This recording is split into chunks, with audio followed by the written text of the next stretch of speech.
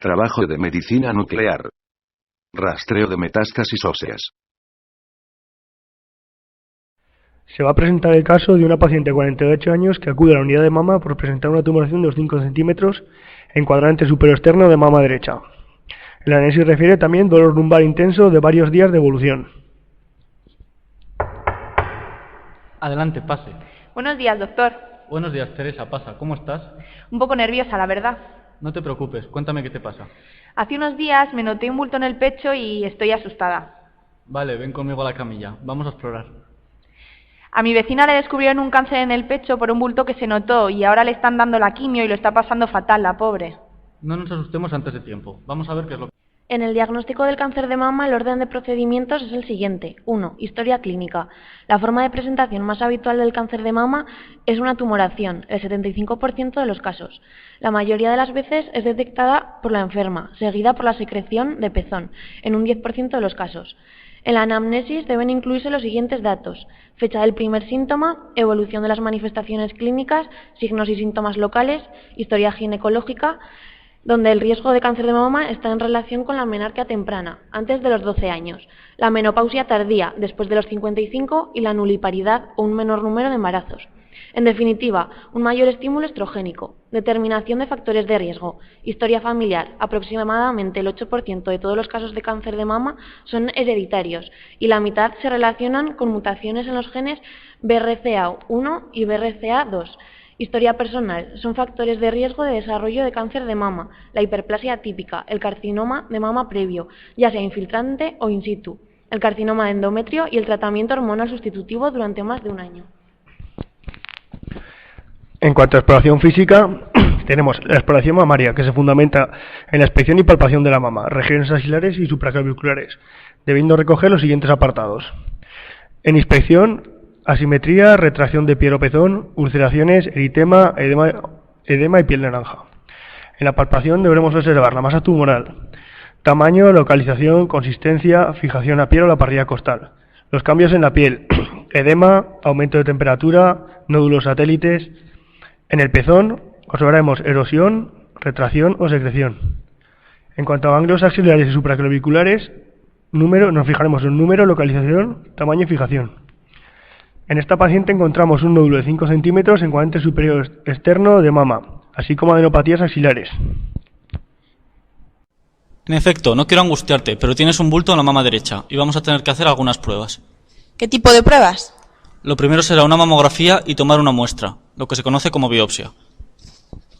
Los estudios diagnósticos a seguir en lesiones mamarias son los siguientes. El 90% de los nódulos suelen ser lesiones benignas, generalmente fibroadenomas o quistes.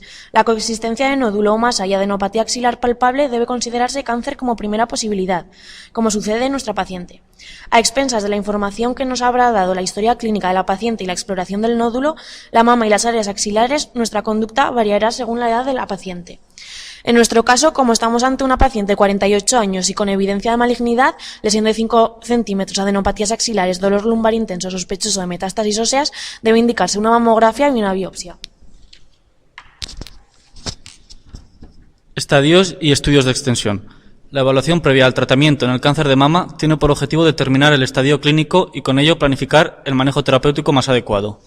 Habitualmente, los estudios complementarios en el cáncer de mama incluyen mamografía, analítica completa con pruebas de función hepática, marcadores tumorales y radiografía de tórax.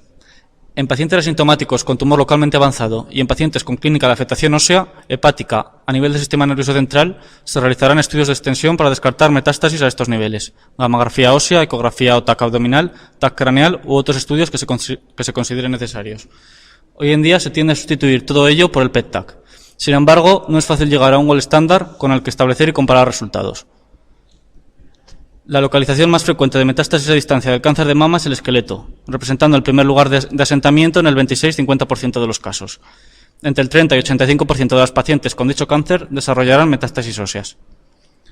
La técnica de imagen más comúnmente utilizada para el diagnóstico de dicha metástasis y, por tanto, considerada como prueba de cribaje o selección es la gamografía ósea. Si hay hallazgos anormales y de dudosa interpretación en la gamografía, el estudio se complementará con una imagen morfológica. Y en el caso de que con ninguno de estos métodos se pudiera confirmar el origen de la lesión, estaría indicada la biopsia ósea. Además, si con la gamografía ósea no se detectan lesiones y persiste la sospecha, debemos tener en cuenta la posibilidad de realizar un PET. ¿Duele mucho la biopsia, doctor? Porque mamografía sí me he hecho y sé cómo son, pero nunca biopsia. Es un poco molesto, pero es una prueba muy rápida y los que la hacen están muy habituados y lo agilizan mucho. ¿Y el dolor de las lumbares puede tener que ver con lo del pecho? No debemos asustarnos, pero sí averiguarlo. Lo mejor es hacer una gamografía ósea después de las otras pruebas. Puf, cuántas pruebas. Me agobia la idea de tener algo malo. Lo que tenemos que hacer es comprobarlo, y cuanto antes lo sepamos antes podremos actuar, que todo tiene mejor solución. La gamografía ósea es la prueba de medicina nuclear que forma parte fundamental en la valoración y estadificación de pacientes afectados de procesos malignos. Pero antes vamos a dejar claro el concepto de metástasis ósea. Se denomina metástasis ósea al depósito de células cancerosas en el hueso procedente de una neoplasia. Las metástasis óseas representan la afectación maligna más frecuente del hueso, en una proporción con respecto a los tumores óseos primarios de 25:1. Constituyen la tercera localización metastática en orden de frecuencia tras el pulmón y el hígado. Cuando aparecen tienen muy mal pronóstico, aunque rara vez constituyen la causa de la muerte de los pacientes diseminados. Lo que sí que producen son síntomas importantes que deterioran la calidad de vida. Entre los lugares más frecuentes del asentamiento metastásico se encuentran vértebras, costillas, cráneo, fémur y la pelvis. Aunque a veces son únicas, lo más común es que su carácter sea múltiple. Las metástasis pueden comportarse de tres formas. 1. Lesiones osteolíticas. Son las más frecuentes. Aparecen en su forma pura las metástasis de origen hepático y tiroideo, mielomas, linfomas y leucemias, en carcinomas muy anaplásicos y en lesiones metastásicas agresivas con elevada destrucción ósea. 2. Lesiones osteoblásticas. Son típicas de metástasis del cáncer de próstata y aparecen con menos frecuencia en las de carcinoma de páncreas, estómago, pulmón y mama. Las lesiones mixtas asocian áreas de lisis con zonas de neoformación ósea. Las metástasis óseas pueden producir distintos cuadros clínicos: hipercalcemia, fracturas patológicas, compresión medular, etc. Aunque el dolor persistente y progresivo es el síntoma que aparece con más frecuencia. Se caracteriza por ser un dolor que se localiza en el área afecta, aumenta con el movimiento y es de predominio nocturno. Del 10 al 20% de los pacientes con metástasis óseas sufrirán fracturas patológicas, que se producen sobre todo en los huesos largos y están en relación con la gravedad de la osteolisis. En la aparición de las metástasis óseas intervienen múltiples armas terapéuticas, fármacos analgésicos y antiinflamatorios, quimioterapia, hormonoterapia, bifosfonatos. Las lesiones óseas precisan de un tratamiento multidisciplinario de los servicios implicados: unidades de cuidados paliativos, cirugía, oncología, radioterapia